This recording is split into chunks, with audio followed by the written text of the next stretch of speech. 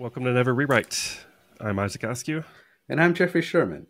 And today we're going to discuss how to react when somebody says to you, we've got to do more with less. Mm-hmm. This came up, I was scrolling through LinkedIn, and people were talking about, oh, yes, it's layoffs, and you've got to do more with less. And I had a visceral reaction of like, if you told me to do more with less, my initial reaction would be, well, let's start by lessening your functions. Like, let's just get rid of whoever just said that, because they're clearly not thinking the problem through.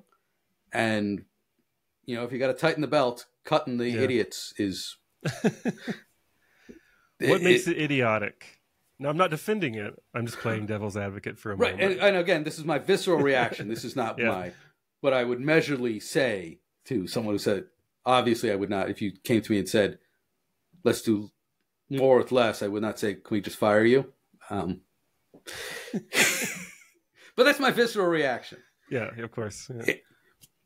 So the problem with let's do more with less is you can't really do more with less. What you really are going to do, what you really are hoping to do is do less of things that don't matter so that you can do more of things that do matter. Right? The cut the fat kind of thinking instead of, we had 10 people and they were each cranking out 10 widgets. So we were doing 100 widgets. And now we had to tighten our belts. So we have 8 people. And so each person's going to have to do 12 widgets. Like, no, that's not how it works. Mm-hmm. You have to dig deep. Maybe not deep, but you should not think, oh, we're going to do more with less. It's how do we do less of things that are wrong or don't matter, right, or be more efficient. Yeah, I've seen how this compounds when it comes to like layoffs, at least. Mm-hmm. If you try that mentality of more with less, you end up having, like, let's say you had a team of 15 people and you have a team of 5 after layoffs. If you're still trying to do that same level of operations for that team, that workload, unless there's other 10 people, we're doing nothing all day. The workload gets distributed between those 5 people. And if you're not careful, you have a cascading series of people who leave because they get overworked. I can't do this anymore. We just had layoffs. The company's not doing right. Okay, I'm just going to look because I'm too stressed by this. And then there's 4 people, and then the work gets reallocated again between those 4, right? So more with less doesn't work in that regard. I think the way that you're describing it is the best way, the best optimistic interpretation of it. Because what ends up, what I've seen end up happening is exactly what you describe, is they go, okay, well, we have 5 people. Let's take a really good kind of metacognitive look, think about the way we think, look on how we're doing our current operations and see what, we can stop doing, or let's see if there's a way to outsource one of the things we were doing, or find someone else we could, change the responsibilities of our team so we don't own that particular piece anymore, things like that to help alleviate the workload. And that's doing more with less, so to speak. But again, to your point, it's really just being smarter with your time. Right, yeah. If somebody came to me and said, hey, we just had layoffs, now we need to work smarter. I'm like, oh, yes. Smarter, not harder. Yes. Mm-hmm. Right. I'm with you. Cut the fat, with you. More with less? No. Yeah. It's almost like just work harder. Which, if you burned out before, or if you were close to burning out, layoffs, will at least... Well, layoffs are a sign that what you were working on wasn't useful. True. Yeah, that's also true. Right, because in theory, if you were a manufacturing company, right, and you were actually making widgets, and you were having layoffs, you wouldn't be doing layoffs because you wouldn't have, like on the assembly line, if each widget was profitable, you would not be cutting people on the assembly line because every widget that they cranked out brought in money, was profitable. So either it's not profitable to make the widgets, or like you're making too many, right? Like you just couldn't sell that many. So you're having literal layoffs in the traditional sense of, oh, we were making 100 widgets a month and now we're only selling 90. So we are going to let somebody go because we only need 90. But again, there you're not doing more. You're doing exactly the same. You've just cut back production. Yeah.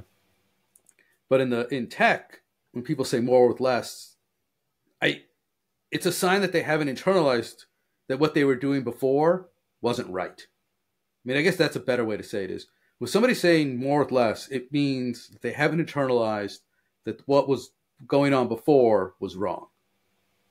Right. In the profitability sense. Yeah. So I guess maybe, I guess the visceral reaction is the part of the deception. You feel kind of like you're not owning up to your mistakes. Yes, that's a great way to say it. It's my visceral reaction. Polite way is if somebody says to me, "Do more with less," my visceral reaction now that we're talking through is you haven't acknowledged that what we were doing before was wrong, and you intend to keep on making the same mistake. Right. So going to the other half of the beginning of what we were saying is, how do you respond to that?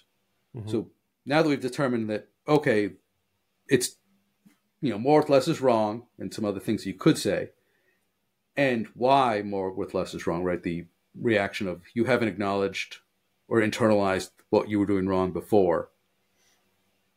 So for the listener, what are some useful things we can tell you to do? So the polite version of what I was saying before is, mm-hmm. or what you started saying, like, look, let's have a discussion. Let's schedule some time to figure out what we were doing that was not useful or profitable so that we can figure out ways to stop doing it. Right. I guess those would be like cut the fat or work smarter meetings to figure out how to work smarter. Yeah. So I think it's really useful to have kind of brutally honest town halls after those moments, right? I feel like a lot of times you'll have those cheesy crying CEOs who are like, this is the hardest decision I had to make. And they're getting paid like 100 times the average employee. I had a CEO once where we did layoffs, and it was right before the Christmas party. So then there was the Christmas party, and he got up to give a speech, and he said something to the effect of, yes, we had layoffs, but now things are okay. And yes, we could have laid off a few more people if we'd done something like cut my salary, but we all know that wasn't going to happen. Mm. At which point the COO ushered him off the stage and never allowed him to talk at a holiday party. At least he was candid. He was very candid. We could have saved some more people, but that would have cut into my salary. So no.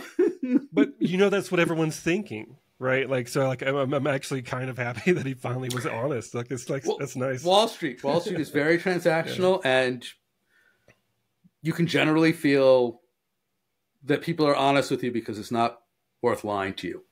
Yeah. But either way, having a town hall where you can actually, I know sometimes you don't have the culture of, maybe it's too toxic of a culture at certain companies for you to be able to be honest without your head being on the chopping block next. Mm-hmm. But in great company cultures, that's when you can be like, how did this happen?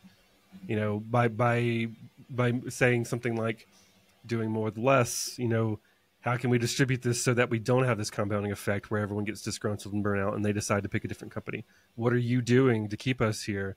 Because right now this is, how are we riding the ship? This looks like a sinking ship. And if you can have people who can call out in pretty blunt terms, to whoever the manager or the VP of engineering or the CEO, whoever is the highest ranking person on the call, right? Then I feel like those cultures are going to do better, especially if the people are just kind of honest back with them. Right. Yeah. Explicitly calling out hey, if we're truly going to try to do more or even the same amount, but just with less people, we're going to have burnout and people are going to leave and things are going to get worse. We're going to get into a death spiral. Right. Asking people to acknowledge that and be like, hey, yeah, maybe that's not the best phrasing for this stuff. Yeah. Especially trimming the fat, right? The idea that we just had all this excess and we were just messing around this whole time. And it's actually your fault as employees, I've been at places where you could legitimately say, They were doing lots of experiments, and so they had lots of teams that were producing things that were not producing value because they were experiments. Oh, like R&D. Yeah, that makes sense. Yeah, but less directed than R&D. Just like, hey, we've got this business idea and we funded it, and now we're not going to fund it. But like that happens all the cutting time. Like, oh yeah, like this didn't pan out. Yeah, a product line that we thought was going to be good. Cutting, like we cut the people and we cut the project. But that's not do more with less, because like in those cases, like you're cutting the project too. You're doing less with less in that case, right? Right. Yeah. The reasonable thing. Trimming the fat, like you're cutting unprofitable items. Yeah, that's what it's to be used for. Unprofitable items, like that product. But I'm just saying, like in general, using it in terms of people. Like we're just times are tough. The market's changed. We're trimming the fat, and by fat we mean all you employees, because we want to keep our salaries. But in the context of just like we're putting a product on hold, and we unfortunately have to let go of the people that we hired. We overhired for a product that we were optimistic about. That's worded a bit more responsibly. It's like we don't have the money to fund this thing that's not making us money, and we overhired for it. It was our mistake, and then we had to correct it by letting people go, and we're owning up to that. That hits a lot harder than we had layoffs. Don't know where they came from, man, but we gotta do more with less now. Yeah, I have definitely been at both places where, hey, we had layoffs, and the world changed, and we had layoffs, and our strategy was perfect, but the world changed. Yeah, versus, it was the world's fault. Yeah. Versus, hey, we thought this was going to happen. It didn't happen. We were wrong, and so now we have to lay people off because we overhired, or we bet on the wrong horse. Yeah, and honestly, it's powerful to me hearing somebody from a high position say, I was wrong, we were wrong, this was my mistake. Because of our mistake, we impacted our company's future. I've heard that even if they don't use the word twice. Yeah, I've heard it a few times. Even if you don't use the word mistake, like these are the things that we thought. Yeah, like these are the expectations. This is what we thought. This is what we wanted to happen. The opposite happened. Right, like. Even if you go so far as to say we made a bet and the bet was reasonable, but it didn't work. And so now we're not going to throw good money after bad. Like I have also heard people take the middle ground of, I defend my chain of reasoning and my actions, but I acknowledge that I turned out to be wrong. Yeah, I've heard that one too, actually. Yeah. But, yeah. And I don't know if that feels more face-savvy, like if that feels more defensive or not, because part of me is like, I like hearing, here's what we thought, so that I can now judge your, like, hey, this was the bet we were making, and it didn't work out. Versus, we were just wrong. I kind of like it better that way because it shows some level of consideration. I've seen it in companies where they'll actually, that chain of reasoning is talked about every couple of weeks. Like, here's what we're doing. You have a big company meeting, and they say, oh, we're going to go down this venture because we think X, Y, and Z. And then later when they reflect on it, if it goes bad, and then they go, this was my chain of reasoning, which we've talked about publicly for the last 2 years. So everyone should know the chain of reasoning. No one complained about it or caught us. So, it's everybody's kind of, prerogative at that point to kind of listen to where the company's going and ask those kind of critical questions as well. If you have a chance to. Sometimes people aren't as transparent. Yeah. Awesome. So